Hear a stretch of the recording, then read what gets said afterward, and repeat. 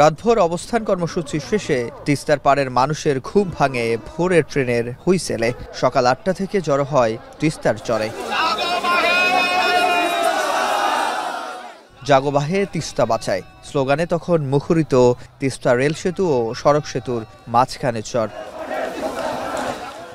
সকাল 10:30টায় তিস্তা সড়ক সেতুর লালমনিরহাট প্রান্ত থেকে পদযাত্রা দিয়ে শুরু হয় তিস্তা নদী রক্ষা আন্দোলনের দ্বিতীয় দিন। প্ল্যাকার্ড পতাকা হাতে যাত্রা করে লালমনিরহাট ও রংপুর সহ 5 জেলার হাজার হাজার মানুষ। তাদের কণ্ঠে তিস্তার পানি সুষম বন্টনের দাবি। যখন বন্যা হয় তখন পানি ছেড়ে দেওয়া হয়, এই আমাদের দীর্ঘদিনের এই সমস্যা। আমরা এখন রাজপথে নেমেছি।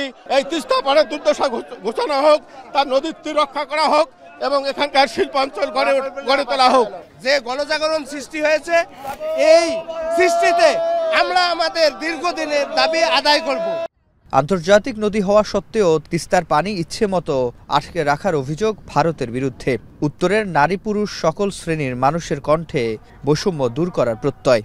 অধিকার ফিরে না পাই আমরা গণ আন্দোলনে নামি দেবো, এই আন্দোলন কখনো ছাড়ব না। আগামীতে আমাদের যতটুকু পাওনা তিস্তার পানি ততটুকুই আমরা হিস্সা আদায় করার জন্য আমাদের এই দাবি।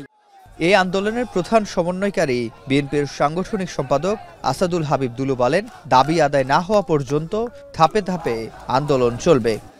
ভারতের কাছে পতিত সরকারের নতজানু পররাষ্ট্রনীতির কারণে বারবার আমাদের পক্ষ থেকে অনেক অসম চুক্তি করা হয়েছে, কিন্তু তিস্তার মতো একটা ন্যায্য আদায় তারা করতে পারে নাই।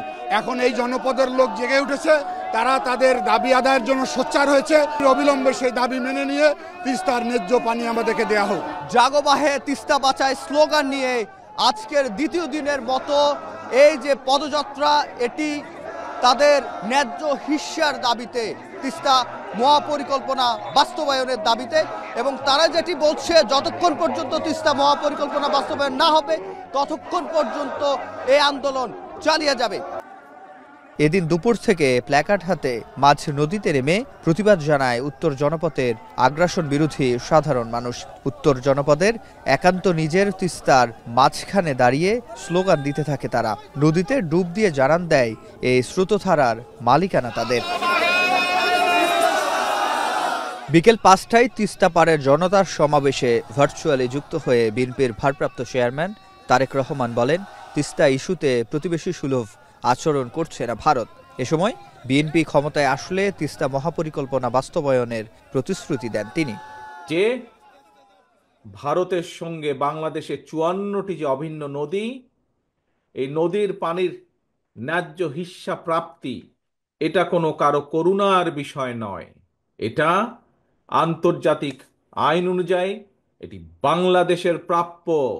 পানি বন্টন নিয়ে আমাদের প্রতিবেশী দেশ বাংলাদেশের মানুষের সাথে অপ্রতিবেশীমূলক আচরণ করেই চলেছে। আপনাদের সকলের জানা আছে, আজকে প্রায় 50 বছর হলো ফারাক্কার অভিশাপ থেকে বাংলাদেশ মুক্তি পায় নাই। এখন আবার তিস্তা বাংলাদেশের জন্য আরেকটা অভিশাপ হিসাবে দেখা দিয়েছে।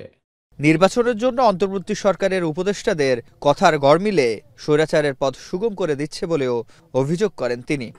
গণতান্ত্রিক দলগুলোর পক্ষ থেকে জাতীয় নির্বাচনের কথা শুনলেই অন্তর্বর্তীকালীন সরকারের কেউ কেউ বিচলিত হয়ে ওঠেন। এক এক উপদেষ্টা এক এক রকমের বক্তব্য এই খুনি মাফিয়া চক্রের সামনে বিশৃঙ্খলা সৃষ্টির পথ সুগম করে দেয়। সিফাত শাহরিয়ার, এখন Rangpur. Colour expert, George sap এবং মাইল্ড অন হ্যান্ডস টেকনোলজি সমৃদ্ধ অরিক্স ক্রিস্টাল ওয়াশ আপনার লন্ড্রি এক্সপার্ট।